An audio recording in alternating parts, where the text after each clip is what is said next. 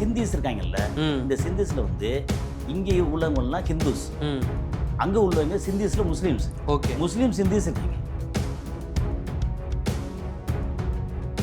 Textile இருக்குல்ல, textile இப்போ நீங்கள் வந்து திருப்பூரில் டெக்ஸ்டைலில் வந்து உற்பத்தி பண்ணுறாங்கன்னா அதில் நிறையா பர்ச்சேஸ் பண்ணி உலக நாடுகளுக்கு கொண்டு போய் சேர்க்குறது சிந்திஸ்.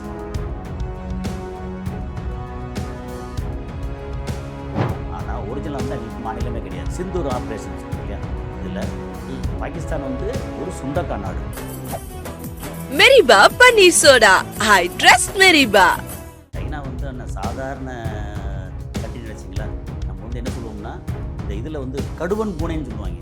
நம்ம இங்கே பார்த்துக்கிட்டு இருப்போம், வேறு மாதிரி ரியாக்ட் பண்ணுவோம். அந்த மாதிரி வந்து சைனா வந்து எப்போவுமே இந்தியாவுக்கு முதுகில் குத்தணும். ஃப்ரான்ஸ் வந்து ரொம்ப பெருசாகிக்கிட்டு இருக்காங்க. இதில் ரஃபேல் பயங்கர பெருசாகிட்டு இருக்காங்க. ஃப்ரான்ஸ் இருக்கு இல்லையா, ஃப்ரான்ஸோட ஆயுத விற்பனையை வந்து குறைக்கணும்னு என்ன செய்யணும்?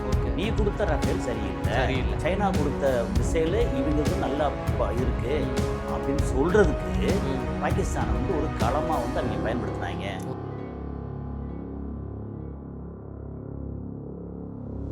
ஏற்கனவே வந்து பாகிஸ்தானுக்கு இந்தியாவுக்குமே வாய்க்கா தவறாக இருக்கு. இப்படிப்பட்ட சூழ்நிலை வந்து இப்படி ராஜ்நாத் சிங் பேசுனது வந்து பாகிஸ்தானுக்கு எந்த அளவுல உளவியல் ரீதியா ஒரு பாதிப்பு ஏற்படுத்திருக்க தானே சொல்றது. நாங்க வந்து அடிப்போம்டா, ஆமா உங்களை அடிச்சுட்டே இருப்போம் அப்படின்னு உளவியல் ரீதி அடிக்கிறது தானே. ரெஃப்ளெக்ட் நேயர்களுக்கு வணக்கம். இன்று நாம் சந்திக்க இருக்கக்கூடிய சிறப்பு விருந்தினர் புவிசார் அரசியல் விமர்சகர் திரு கசாலி அவர்கள். சார் வணக்கம். சார் வணக்கம் கோபி. சார், பெஹல்காம் தாக்குதலை தொடர்ந்து ஆபரேஷன் சிந்தூர் நடைபெற்றது. இந்த ஆபரேஷன் சிந்தூர்ல வந்து பாகிஸ்தானுக்கு முழுக்க முழுக்க ஆயுதங்களை வழங்கியது சீனா தான் அப்படின்ற போல அமெரிக்க குழு வந்து ஒரு அதிர்ச்சி ரிப்போர்ட்டை பாராளுமன்றத்தில் தாக்கல் செய்திருக்காங்க. இதற்கு வந்து சீனா மறுத்துள்ளது. என்ன சார் நடக்குது? சரி, இதில் வந்து ஆயுதங்கள் கொடுத்தது வந்து வெளிப்படையாக தெரியும். சைனா வந்து என்ன சாதாரண கண்ட்ரி நினைச்சிங்களா, நம்ம வந்து என்ன சொல்லுவோம்னா இந்த இதில் வந்து கடுவன் பூனைன்னு சொல்லுவாங்க. நம்ம இங்கே பார்த்துக்கிட்டு இருப்போம், வேறு மாதிரி ரியாக்ட் பண்ணும். அந்த மாதிரி வந்து சைனா வந்து எப்போவுமே இந்தியாவுக்கு முதுகில் குத்துற, இந்தியாவுக்கு மட்டும் இல்லை உலகத்தில் யார் வந்தாலும் முதுகில் குத்தி தான் மட்டும் நல்லா இருக்குன்னு நினைக்கிறதுல வந்து பெரிய உழைப்பாளிகள், டெக்னாலஜி ரொம்ப உள்ளவங்க. இதில் இது சொல்கிறது வந்து அமெரிக்கா வந்து பார்லிமெண்ட்டில் என்ன சொல்லியிருக்காங்க, சைனா வந்து ஆயுதம் கொடுத்து உதவி பண்ணது அப்படின்னு. அது வந்து ரொம்ப சாதாரண விஷயம். ஆன்டி ஏர்கிராஃப்டாக இருக்கட்டும், அந்த மற்ற ஏர்கிராஃப்ட் இது மிசைலு எல்லாம் வந்து சைனா கொடுத்துருக்காங்க, கொடுத்து டெஸ்ட் பண்ணுறாங்க. அதெல்லாம் தாண்டி சைனா பண்ண முக்கியமான விஷயம் என்ன தெரியுமில்ல, 44 சேட்டலைட்டு அதோட லிங்க்கு, டைரக்ட் லிங்க்கு பாகிஸ்தானுக்கு கொடுத்து. ஓகே, ஆமாம், டேரக்ட் இப்போ ரியல் டைம் லிங்க் சொல்லுவாங்கல்ல. நார்மலாக வந்து ஒரு போன மாதம் வந்து இந்த நேரத்தில் நம்ம காஷ்மீரில், இந்த லடாக்கில், இந்த பள்ளத்தாக்கில் இங்கே வந்து இப்படி நம்ம இவங்களோட மூவ்மெண்ட்டு ஏன்னா மேலேருந்து இப்போ தான் உலகத்தில் வந்து எந்த ரகசியம் இல்லாமல் போயிடுச்சே. ஆமாம், அப்போ நம்ம ஆட்கள் வந்து உதாரணத்துக்கு ஒரு 1000 பேர் இராணுவ வீரர்கள் வண்டியோட இதோட நடந்து அங்கே உள்ளே போகிறாங்க அப்படின்னா மேலே தெரியும்ல, அது போன மாதம் இப்போ இங்கே வந்திருக்காங்க, இப்போ வந்து இங்கே தங்கியிருக்க வாய்ப்பு இருக்குது. அப்படி இல்லை, இன்னைக்கு இப்போ கரண்ட்டில் இந்த நேரம் என்ன பண்ணுறாங்கன்னா 44 சேட்டலைட்டு.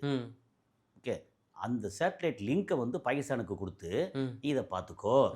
அதுக்கப்புறம் இவன் கையில் ரஃபேல் இருக்குது, ரஃபேல் வந்து ரொம்ப ஃபேமஸ் ஆனது, ரஃபேல் இருக்குது. அதுக்கப்புறம் இதை வந்து அதை அடிக்கிறதுக்கு வந்து நீங்கள் ஆன்டி ஏர்கிராஃப்ட் மிசைல் கையில் நான் தர்றேன் அப்படின்னு சொல்லி அவ்வளோ இதையும் கொடுத்து எது கொடுத்தாங்கன்னா, இப்போ வந்து அமெரிக்கா, இஸ்ரேல், ஃப்ரான்ஸு இவங்கெல்லாம் ரொம்ப பெருசாக, ஃப்ரான்ஸ் வந்து ரொம்ப பெருசாகிக்கிட்டு இருக்காங்க. இதில் ரஃபேல் பயங்கர பெருசாகிட்டு இருக்காங்க. ஃப்ரான்ஸ் இருக்கு இல்லையா, ஃப்ரான்ஸோட ஆயுத விற்பனையை வந்து குறைக்கணும்னா என்ன செய்யணும்? நீ கொடுத்த ரஃபேல் சரியில்லை, உன் கடையில் தக்காளி நல்லா இல்லை, இவன் கடையில் தக்காளி நல்லா இருக்கு, இவன் கடையில் வந்து நீ 50 ரூபா கொடுக்குற, 60 ரூபா சொன்னா கூட இந்த தக்காளி நல்லா இருக்கு, நான் இதை வாங்க போறேன் அப்படி சொல்ற மாதிரி நீங்க வந்து பிரான்ஸ்கிட்ட வாங்கின ரஃபேல் வந்து அடி வாங்கிருச்சு, சைனா கொடுத்த மிசைலு இவங்க நல்லா இருக்கு அப்படின்னு சொல்றதுக்கு பாகிஸ்தானை வந்து ஒரு களமா வந்து அவங்க பயன்படுத்தினாங்க. பாகிஸ்தான் வந்து அவங்க எப்பவுமே அறிகட்டம் தானே. உண்மையிலுமே சார், உண்மையிலுமே சுய அறிவே கிடையாது. அதாவது மக்களை சொல்லலை, ஆட்சியாளர் இருக்காங்கல்ல. எனக்கு தெரிஞ்சு, எனக்கு நினைவு தெரிஞ்சு கிட்டத்தட்ட 25 வருஷமாக பார்த்தோம்னா நீங்கள் வந்து ஜியாவுல் ஹக்கா இருக்கட்டும், பெனாசிர் பூட்டோவாக இருக்கட்டும், அதுக்கு முன்னாடி இப்போ ஜுல்ஃபிகர் அலி பூட்டோவாக இருக்கட்டும், இப்போ இருக்கிற ஷபாஸ் ஷெரீஃபாக இருக்கட்டும், எல்லாம் வந்து சுயநலம், கோடி கோடியாக பணத்தை வந்து கொள்ளையடித்து சுவிஸ் பேங்க்லேருந்து, யூகேலேருந்து, அரபு நாட்டிலேருந்து எல்லாத்தையும் வந்து அங்கே இன்வெஸ்ட் பண்ணி விட்டு மக்களை வந்து அதோகதியை ஆக்கி விட்டு அவங்க மட்டும் எங்கேயாவது ஒளிஞ்சிக்கிற இடத்துல இருக்காங்க. எனக்கு தெரிஞ்சு மக்களுக்கு ஓகே பரவாயில்ல இதுதான் நல்லது பண்ணணும் அப்படின்னு நினச்சி சமீப காலத்தில் நினச்ச ஒரே ஒரு அதிபர் பழைய கிரிக்கெட் வீரர் இம்ரான் கான். நான் வந்து அதோட அந்த இதெல்லாம் பார்த்துருக்கேன். பார்த்தா இம்ரான் கான் மட்டும்தான் வந்து இந்தியா வந்து அனுசரித்து போகணும், இந்தியா வந்து வலிமையான நாடு, எங்கள் நாடு வந்து நாங்கள் எங்களுக்கு வரக்கூடிய வரி வருமானத்தில் 50% நாங்கள் வந்து வட்டியாக கட்டிக்கிட்டு இருக்கோம், அதெல்லாம் குறைக்கணும், எங்கள் நாடு நல்லா, எங்கள் மக்கள் நல்லா இருக்கணும் அப்படின்னு சொல்லி முயற்சி பண்ண ஒரு தலைவன் அப்படின்னு சொல்லியாச்சுன்னா இம்ரான் கான். ஓகே, அந்த மாதிரி தலைவனை விடுவாங்களா? அடித்து சொல்லி முடிச்சு இப்போ வந்து இப்போ ஜெயிலில் வந்து போட்டாங்க. ஆச்சா, இப்போ வந்து பாகிஸ்தான் எடுத்தாச்சுன்னா எத்த தின்னா பித்தம் தெளிவுன்ற இடத்துல வந்து பணமே இல்லை. திடீர்னு பார்த்தா சவுதி அரேபியாவோட ஒப்பந்தம் போடுறாங்க, உங்களுக்கு எனக்கும் வந்து இராணுவ ஒப்பந்தம், நாங்கள் வந்து அணு ஆயுதம் வச்சுருக்கோம், உங்களுக்கு எதுனா நாங்கள் வந்து தர்றோம், சேர்ந்து அடிப்போம் அப்படின்னு. ஏன்னா கிட்டத்தட்ட $30 பில்லியன் அளவுக்கு வந்து இந்த பாகிஸ்தானோட டெவலப்மெண்ட்டுக்கு கொடுத்துருக்கேன், ஆயுத டெவலப்மெண்ட்டுக்கு கொடுத்துருக்காங்க. அப்போ நான் இவ்வளோ கொடுத்துருக்கேன், நீ இவ்வளோ வாங்கியிருக்க, நீ இவ்வளோ இதை ப்ரூவ் பண்ணிட்ட, அணு ஆயுதம் இருக்குன்னு நம்ம வந்து இராணுவ ஒப்பந்தம் போட்டுக்கோம், எனக்கு இன்னும் கொஞ்சம் காசை கொடு அப்படி இங்கே கொஞ்சம் வாங்க. சைனாக்காரன் என்ன பண்ணுறான், அந்த பெல்ட் அண்ட் சில்க் ரோடுக்கு வந்து இதை வந்து பயன்படுத்த நினைக்கிறான். ஓகே நீ பயன்படுத்திக்கோ, எனக்கு இவ்வளோ காசை கொடுத்துரு. ஆமாம், சவுதி அரேபியா பரவாயில்ல, கொடுத்தா காசை கொடுத்தானே சரிப்பா விட்டுருவாங்க. சைனாக்காரன் ஒரு இடத்துக்கு போனான்னா அப்படியே ஆக்கிரமிச்சு, அக்டோபஸ் மாதிரி ஆக்கிரமிச்சு அந்த இடத்த ஒண்ணுமில்லாம் பண்ணிடுவாங்க. இலங்கையில் அப்படிதான் பண்ணாங்க. இலங்கை வந்து சின்ன குட்டி நாடு, எந்த இடத்துக்கு போங்க அவங்க அப்பேற்பட்ட ஆட்கள்.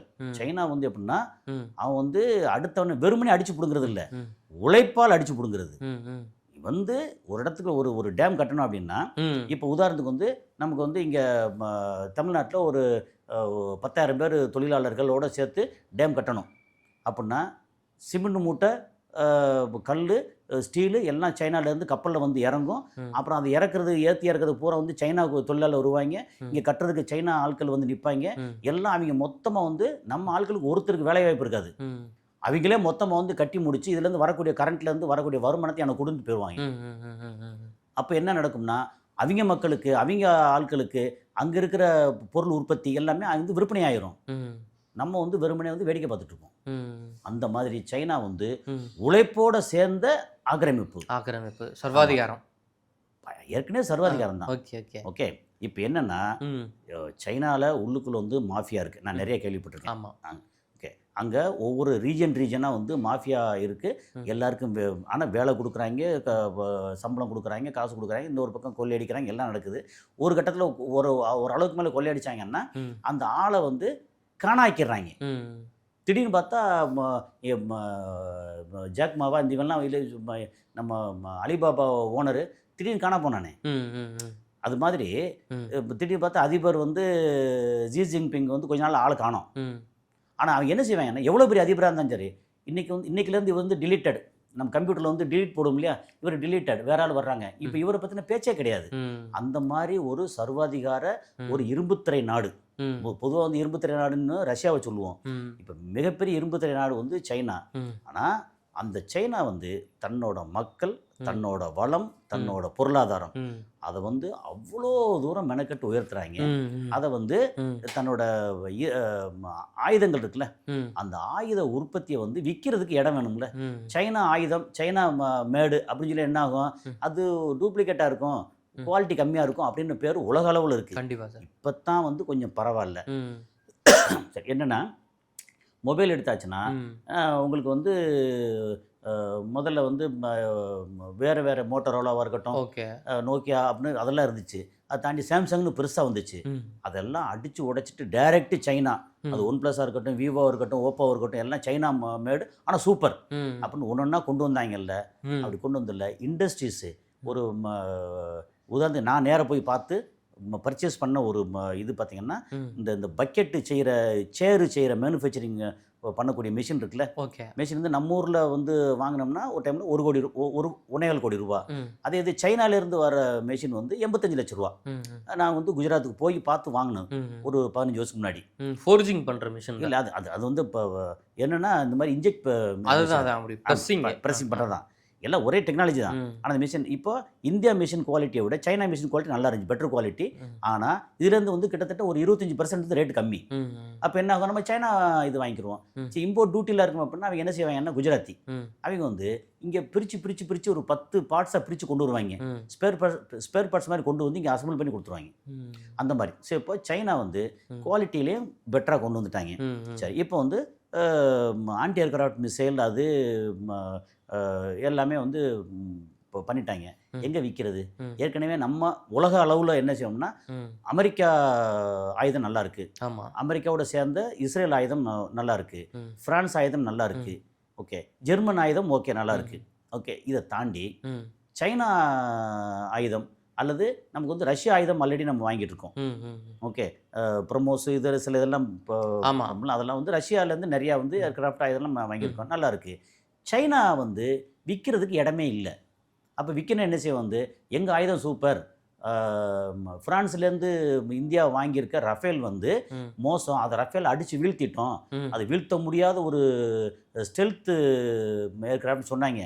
அப்படியே இல்லை, நாங்கள் வீழ்த்திட்டோம். பொய்யான காணொலிகள்லாம் அந்த காட்சியில் அந்த சிந்தூர் ஆபரேஷன் அடுத்ததாக சொல்ல வர்றாங்க. எல்லாம் முடித்த உடனே இதுக்கு வந்து அடுத்து என்ன பண்ணிட்டாங்க, ஃபோட்டோஷாப்பு. நம்ம ஊரில் வந்து பிஜேபி தான் ஃபோட்டோஷாப்பில் பெருசுன்னு சொல்லுவாங்க, முன்னாடி கிண்டலுக்கு சொல்கிறது. இது எடுத்தாலும் வந்து ஃபோட்டோஷாப் பண்ணுவாங்க. குஜராத் இப்போ இதை பார்த்தீங்களா அப்படின்னு சொல்லி காமிப்பாங்க இல்லையா. அவங்கெல்லாம் ஒன்றுமே இல்லைன்ற அளவுக்கு சைனாக்காரன் வந்து இது அடித்து வீழ்த்தின மாதிரி ஃபோட்டோஷாப்பு, அடுத்து ஆன்டி ஏர்கிராஃப்ட் இது பண்ணுறேன் அப்படின்னு சொல்லி ஒரு நிறைய ஃபோட்டோஷாப் பண்ணி அவங்க எல்லாம் உலா விட்டு பார்த்தா நம்ப வச்சுட்டாங்க. ஓகே, ரஃபேல் வீழ்த்தப்பட்டது, சீனா ஆயுதங்களால் வீழ்த்தப்பட்டது. 5 ரஃபேல் வீழ்த்தப்பட்டுச்சுன்னு சொன்னாங்க, 2ன்னாங்க, 3ன்னாங்க. எத்தனை ரஃபேல் வீழ்த்தப்பட்டது? ரஃபேல் வீழ்த்தப்பட்டுச்சா படலையா? நம்ம இந்தியா என்ன சொல்றாங்க, ரஃபேல் வீழ்த்தப்படலை அப்படின்றாங்க. பாகிஸ்தான் என்ன சொல்றாங்க, ரஃபேல் வந்து வீழ்த்தப்பட்டுச்சுன்றாங்க. சைனா என்ன சொல்றாங்க, எங்க ஆயுதத்தால வந்து ரஃபேல் வீழ்த்தப்பட்டுச்சுன்றாங்க. இதெல்லாம் எதுக்குன்னா மார்க்கெட்டிங். ஓகே, தனக்கு தன்னோட இது பொருள் விற்கணும். அதுக்கு ஒரு களம் வந்து பாகிஸ்தான், இந்தியா. அப்போ சரி, ஓரளவுக்கு மேலே திடீர்னு ரொம்ப இது போயிருச்சுன்னா அங்கே இவர் நம்ம ட்ரம்ப் என்ன செய்யறாரு வந்து, இது இவங்க மாறி மாறி இப்போ அடிச்சுக்கிட்டு இருந்தாங்கன்னா சைனா பெரிய ஆளாயிருவானே, நிறுத்து கூப்பிட்டு வந்து அவர் சொல்றாரு, நான் தான் வந்து போற நிறுத்தினேன் சொல்றாரு. எல்லாமே ஒரு பொருளாதார யுக்தி, ஒரு கார்னர் இருக்கு, ஒரு மையப்புள்ளினா எல்லா இடத்துலயும் வந்து உங்களுக்கு பொருளாதாரம், பணம், அதிகாரம், அதிகாரமும் பணமும் எங்கெல்லாம் இருக்கோ அங்கெல்லாம் வந்து இந்த மாதிரி நிகழ்ச்சிகள் நடக்கும். ஓகே, அப்போ ட்ரம்ப் வந்து நிறுத்திட்டாரு. நிறுத்துறதுக்கு காரணம் வந்து சைனா பெரிய ஆளையா இருக்கக்கூடாது. இப்போ அமெரிக்கா வந்து வேற வழி இல்லை, பாகிஸ்தானுக்கு வேறு வழி இல்லை, அமெரிக்கா சொல்ல கேட்டாகணும். இந்தியா மேலே ஏற்கனவே டாரிஃப் வேறு போட்டுட்ருக்காங்க, அப்போ சொன்னால் வேறு வழி இல்லை, கேட்டாகணும்.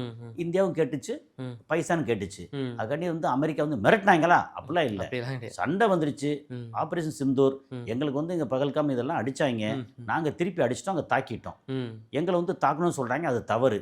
ஆனால் போர் வந்து பிரச்சனை இல்லாமல் எல்லாம் முடிஞ்சிருச்சு, நீ உன் வேலையை பாரு, நான் என் வேலையை பார்க்குறேன், அந்த அளவுக்கு வந்துட்டாங்க. வந்ததுக்கப்புறம் தான் இப்போ திரும்ப வந்து நம்ம சர்க்கரிக்கெல்லாம் பேசணும்ல. ஆமாம், ஓகே. அவங்க சும்மா இருக்க வேண்டிய உரண்டை இழுத்துட்டே இருப்பாங்க. ஏன்னா அவங்க உரண்டை இழுக்க சொல்லி அமெரிக்கா சொல்லுவாங்க, இந்த பக்கம் சைனா சொல்லுவாங்க. அப்போ இந்தியா வந்து டிஸ்டர்பன்ஸ் பண்ணிகிட்டே இருக்கணும்ல. இப்போ இன்னொரு இது எடுத்துக்கிட்டோம்னா, இதெல்லாம் ஒரு பக்கம் இருக்கட்டும். இப்போது சைனாவாக இருக்கட்டும், இந்தியாவாக இருக்கட்டும், பாகிஸ்தானில் வந்து சுண்டக்கா. ஓகே, பாகிஸ்தானில் 4 மாகாணம், ஒரு மாகாணம் தான் இருக்குது, 4 மாகாணம். அதில் ஏற்கனவே பலூச்சிஸ்தான் வந்து இப்போவோ அப்போ சண்டைக்கு கட்டி குமிச்சிக்கிட்டு இருக்காங்க. நான் பாகிஸ்தானோட இருக்க முடியாது, எனக்கு தனி நாடாக ஆகணும் அப்படின்னு அதுக்கு தூபம் போடுறது. அந்த பக்கம் வந்து ஆப்கானிஸ்தான், இந்த பக்கம் வந்து ஈரான், எல்லாம் தூபம் போட்டு நாங்கள் வேற ஆளாக்கும். நாங்கள் வந்து இதில் எப்படின்னா மதமே வராது. ஓகே ஓகே, நம்மளுடைய பாதுகாப்புத்துறை அமைச்சர் ராஜ்நாத் சிங்கும் சொல்லியிருக்காரு சார், சிந்து சமாஜ்னு ஒரு மாநாடு நடக்குது நேத்திக்கு வந்து டெல்லியில். அதில் சொல்கிறாரு, சிந்து அதாவது பாகிஸ்தானில் இருக்கக்கூடிய சிந்து மாகாணம் வந்து நம்மளோட இணைய வாய்ப்பு இருக்குது, இந்தியா கூட இணைய வாய்ப்பு இருக்குது அப்படின்ற போல சொல்லியிருக்காரு. அதாவது எல்லைகள் வந்து எப்போ வேணாலும் மாறலாம் அப்படின்ற போலயும் அவர் பேசியிருக்காரு. இது போல வாய்ப்பு இருக்கா? அவர் என்ன சொல்ல வராரு சார்? இது சொல்ல வந்தது எப்படின்னா, பாகிஸ்தான் வந்து ஏற்கனவே ஏழ்மை நாடு. ஓகே, ஒன்று பொதுவாக வந்து முன்னாடி என்ன செய்வாங்கன்னா, அலாஸ்காவை வந்து ரஷ்யாட்டே இருந்து அமெரிக்கா காசு கொடுத்து வாங்கினாங்க. ஓகே, பாலஸ்தீனில் வந்து 1948க்கு முன்னாடி சில இடங்களை, இன்றைக்கி இருக்கிற இடத்துலேருந்து ஒரு 10% இடங்களை வந்து யூதர்கள் வந்து காசு கொடுத்து வாங்கினாங்க.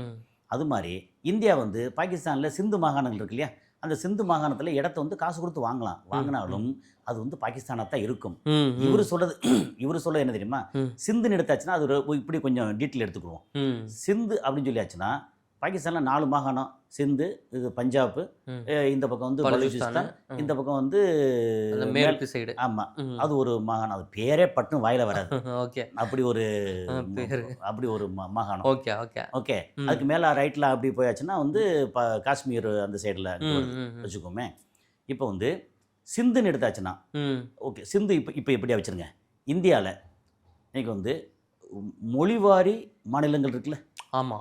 சரி, தமிழர்கள் தமிழ்நாடு, ஆமா. மலையாளி கேரளா, கேரளா, கன்னடக்காரங்க கர்நாடகா, கர்நாடகா, தெலுங்கு பேசுகிறவங்க ஆந்திரா, ஆந்திரா, மராட்டி மகாராஷ்டிரா, மகாராஷ்டிரா, பஞ்சாப் பேசுகிறவங்க பஞ்சாபி, போஜ்பூரி பேசுகிறவங்க மராட்டியில் ஒரு பகுதி. ஆமா. ஆமாம், இந்த பக்கம் வந்து பெங்காலி பேசுகிறவங்க வங்காளதேசம், மகாராஷ்டிரா.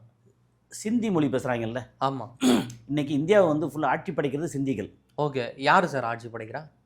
அம்பானி, ம், ம். அதானி, அத்வானி, ஓகே. சாவ்லானி, ம், தௌரானி, ம், சோலானி, ம், ம், இந்த எந்த பேரில் ஃபேமிலி பேரில் ஐன்னு முடியும். ம், ம்.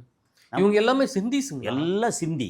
ஓகே. சிந்தி உலக அளவில் ம், அவங்க வந்து டெக்ஸ்டைல் இருக்குல்ல, ம். டெக்ஸ்டைல். இப்போ நீங்கள் வந்து திருப்பூரில் டெக்ஸ்டைல் வந்து உற்பத்தி பண்ணுறாங்கன்னா அதில் நிறையா பர்ச்சேஸ் பண்ணி உலக நாடுகளுக்கு கொண்டு போய் சேர்க்குறது சிந்திஸ். Okay okay.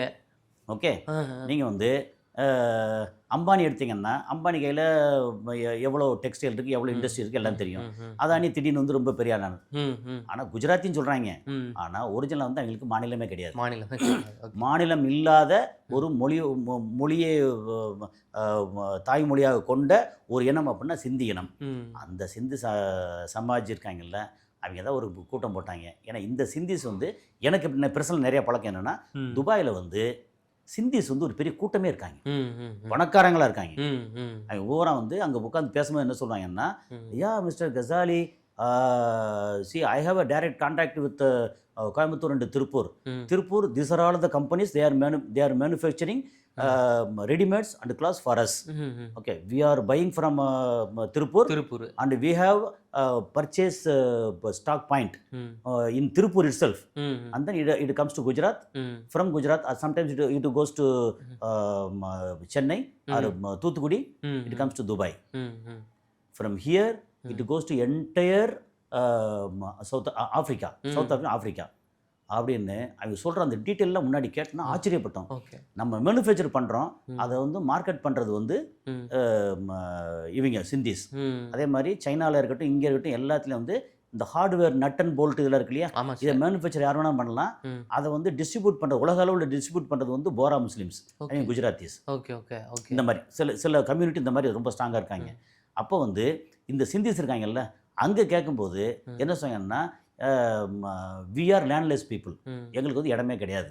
நாங்கள் துபாயில் இருக்கோம், துபாயில் விசாவோட இருக்கோம். இந்தியா போனோம்னா மகாராஷ்டிராவில் பாம்பேயில் இருக்கோம், இல்லை குஜராத்தில் இருக்கோம். ஏன்னா குஜராத்தே ஒரு முன்னாடி வந்து மகாராஷ்டிரோட சேர்ந்து இருந்தால் தானே. ஆமாம், ஸோ நாங்கள் வந்து குஜராத்தில் இருக்கோம், இல்லை மகாராஷ்டிராவில் இருக்கோம், இல்லை கொஞ்சம் பஞ்சாபில் இருக்கோம், இல்லை டெல்லியில் இருக்கோம், கொஞ்சம் நாங்கள் வந்து தமிழ்நாட்டில் இருக்கோம். எல்லா இடத்துலையும் இருக்காங்க, கொஞ்சமாக இருக்குது, தமிழ்நாட்டில் கொஞ்சமாக இருக்காங்க. நாங்கள் வந்து இந்த இடத்துல எல்லாம் எங்கெல்லாம் பிஸ்னஸ் இருக்கோ அங்கெல்லாம் நாங்கள் இருக்கோம். ஆனால் எங்களுக்குன்னு ஒரு மாநிலம் கிடையாது. அப்படி எப்போ 20 வருஷத்துக்கு முன்னாடியே வந்து என்கிட்ட வந்து அந்த சிந்திஸ் வந்து பேசியிருப்பாங்க. அப்போ சொன்னால் வந்து இன்னொரு Tamil film there is a சிந்தி கேர்ள். ஓகே, நம்ம சாவ்லானி ஒரு ஒரு ஒரு ஒரு இதில் ஒரு நடிகை இருந்தாங்களே, அந்த சிந்து துலானி சிந்தி. ஓகே ஓகே, ஐல முடியறது எல்லாமே மேக்ஸிமம் சிந்திஸ் தான் வருவாங்க. ஓகே, இந்த மாதிரி சிந்திஸ் வந்து அவங்க போட்ட அந்த கூட்டத்தில் ராஜ்நாத் சிங் என்ன சொல்லுவார் வந்து, எல்லைகள் எப்பவுமே வந்து நிரந்தரம் கிடையாது. அந்த சிந்து மாகாணம் வந்து நம்மளோட வந்து இந்தியாவோட சேர்ந்து, அதனுடைய நாகரிகம் வந்து நம்மளுடைய நாகரிகம், எல்லைகள் வந்து பாகிஸ்தானே இந்தியா நாகரிகம் தானே. இது சொல்றாங்க. அப்புறம் பங்களாதேஷ் வந்து இந்திய நாகரிகம் தானே, என்ன இங்கேருந்து பிரிஞ்சு போன தானே. ஆனால் இவர் சொல்றது வந்து இவங்களை ஆறுதல் படுத்துறதுக்காக சொல்லலாம். ஓகே, ஆனால் அப்படிலாம் வந்து அவளை இணையறதுக்கு வாய்ப்பே இல்லை. என்னன்னா சிந்திஸ் வந்து அங்கே பிரியும் போது அங்கே வந்து சிந்திஸ் இருக்காங்கல்ல, இந்த சிந்திஸ்ல வந்து இங்கே உள்ளவங்கலாம் ஹிந்துஸ், அங்கே உள்ளவங்க சிந்திஸ்ல முஸ்லீம்ஸ். ஓகே, முஸ்லீம் சிந்திஸ் இருக்காங்க, முஸ்லீமுங்க இருக்காங்க. ஆமாம், அங்கே பாகிஸ்தானில் இருக்க முஸ்லீம்ஸ், அவங்க சிந்திஸ், அவங்க சிந்து மொழி பேசுவாங்க. ஓகே, ஏன்னா நான் வந்து ஒரு ப்ராஜெக்ட் பண்ணும்போது மகேஷ் தௌரானின்னு சொல்லி ஒரு சிந்தியாலும், அந்த ஆள் வந்து பல கோடிக்கு அதிபதி. ஓகே. அந்த ஆளோட ப்ராஜெக்ட் அங்கே பண்ணும்போது வேலைக்கு வந்தது ஒரு பாகிஸ்தானி சிந்தி. ம், ம். 2 பேரும் சிந்து லாங்குவேஜில் பேசினாங்க. ஆ, நான் சொன்னேன், what mister Mahesh, which language? Is அவர் language, is also from Sindh, but Pakistani Sindh. I am from India, Indian Sindh அப்படின்னு. அந்த மாதிரி சிந்துக்கள் வந்து இது வந்து ஒரு என்ன சொல்கிறேன்னா, அவங்கள வந்து ஒரு ஒரு குளிர் ஊட்டுறதுக்காக சொன்ன விஷயம் ஒரு பக்கம் இது இருக்கட்டும். ஸோ இது வந்து எப்படின்னா சிந்து மாகாணம் அது வந்து இந்த பிரிஞ்சு பாகிஸ்தானோட போயிருச்சு. ஓகே. இந்துக்கள் இவங்களுக்கு வந்து அதை பாதியாக பிரிச்சு, இந்த ஒரு பஞ்சாபை பாதியாக பிரிச்சு, பாகிஸ்தானில் ஒரு பஞ்சாப் இருக்கு, இந்தியாவில் ஒரு பஞ்சாப் இருக்கு. அது மாதிரி சிந்து மாகாணத்தை வந்து பாதியாக பிரிச்சு இது இந்தியன் சிந்து பாகிஸ்தான் சிந்துன்னு பிரிச்சிருந்தா ஒரு அவங்களுக்கு இடம் இருந்திருக்கலாம். இவங்களுக்கு இடமே இல்லை. ஏற்கனவே வந்து பாகிஸ்தானுக்கு இந்தியாவுக்குமே வாய்க்கா தவறாக இருக்கு. இப்படிப்பட்ட சூழ்நிலை வந்து இப்படி ராஜ்நாத் சிங் பேசுனது வந்து பாகிஸ்தானுக்கு எந்த அளவுல உளவியல் ரீதியா ஒரு பாதிப்பு ஏற்படுத்திருக்க தானே சொல்றது. நாங்க வந்து அடிப்போம்டா, ஆமா உங்களை அடிச்சுட்டே இருப்போம் அப்படின்னு உளவியல் ரீதி அடிக்கிறது தானே. அந்த பக்கம் வந்து ஆப்கானிஸ்தானோட நம்ம நல்லுறவு பண்றோம். ஆமா. ஓகே. இது பார்த்தா எக்ஸ்ட்ரீம் இந்துயிசம், அங்க பார்த்தா எக்ஸ்ட்ரீம் இஸ்லாமிசம். ஆனா வந்து நாங்க நல்லுறவு பண்ணுவோம். இது அரசியல் அதுதான் நடக்கும். மதத்தை வந்து ஒரு டூலா வச்சு, ஒரு கேடயமா வச்சு மக்கள்கிட்ட வந்து பிரிச்சு சண்டை போட வச்சுட்டு இவங்க வந்து குளிர் ஆய்வாங்க. அது வந்து இந்தியாவா இருக்கட்டும், பாகிஸ்தானா இருக்கட்டும், ஆப்கானிஸ்தானா இருக்கட்டும், ஈரானா இருக்கட்டும், சவுதி அரேபியா எல்லாமே இருக்கட்டும், எல்லாம் அப்படித்தான் பண்ணுவாங்க. மக்களை வந்து சும்மா ட்ரிகர் பண்ணி விடுவாங்க. இது இருக்கட்டும். இப்போ வந்து நம்ம சொல்ல வந்த விஷயம் இருக்கு இல்லையா, இந்த சிந்தூர் ஆப்ரேஷன்ஸ் இருக்கு இல்லையா, இதில் பாகிஸ்தான் வந்து ஒரு சுண்டக்கா நாடு. கண்டிப்பா. ஓகே. பொருளாதார ரீதியாக இருக்கட்டும், மக்களை நான் சொல்ல, மக்கள் எப்பவுமே வந்து ஆட்சியாளர்கள், அங்கே இருக்கிற நிர்வாகம் ஒரு சுண்டக்கா நாடு. இந்தியா வந்து சைனா விட ஒரு மடங்கு வந்து அறிவாற்றலையும் ஓகே எல்லா விதத்துலையும் வந்து சைனா விட பெட்டர். ஆனால் நம்ம வந்து வீணாக்கிட்டு இருக்கணும். சைனா வந்து அதை சேனலைஸ் பண்ணி மக்களுக்கு வேலை கொடுக்குறான். சண்டை போட முடியாது, போராட்டம் கிடையாது, ஒன்றும் கிடையாது. அவனுக்கு வேலை, அவனுக்கு சாப்பாடு, வீடு, விவசாயம் அப்படின்னு அவன் அப்படி போய்கிட்டே இருக்கான். அங்கே ஏதாவது சின்ன அஜிடேஷன் வந்தால் கூட வெளியே தெரியாது. இப்போ வந்து கூகுளாக இருக்கட்டும், யூடியூபர் எதுவாக இருக்கட்டும், எல்லாத்தையும் அங்கே தடை பண்ணிவிட்டு அவன் சொந்தமாக எல்லாம் பண்ணிகிட்டு இருக்கான். அப்போது ஆப்ரேஷன் சிந்தூர் ஒன்றுமே இல்லைன்னு அடித்து நம்ம வந்து சொல்ல முடியும். நம்ம மக்களை கரெக்டான உழைப்பாளிகளாக மாற்றினா பண்ண முடியுன்றது தான். சைனாலாம் ஒன்றுமே இல்லைன்னு கொண்டு வர முடியும். சைனா வந்து மிகப்பெரிய நாடு. ஆனால் சைனாவை தாண்டி நம்மளால் போக முடியும். ஆனால் இன்றைக்கி இருக்கிற சூழலில் வந்து நம்ம சைனாவை நெருங்க முடியுமான்னு தெரியல. ஏன்னா லஞ்சம், ஊழல், அராஜகம், பொய் சொல்கிறது, மக்களை மடைமாத்துறது அப்படின்னு நம்ம வந்து தவறாக இருக்கமோன்னு எனக்கு வந்து தோணுது. இதையும் மீறித்தான் நம்ம வந்து இந்தியா வந்து ஒரு மாதிரி நடை போட்டுட்டு இருக்கு அப்படின்னு நினைக்கிறேன். மிக்க நன்றி சார். நேரில் வந்து பல்வேறு தகவல்களை எங்களுடன் பகிர்ந்தமைக்க நன்றி.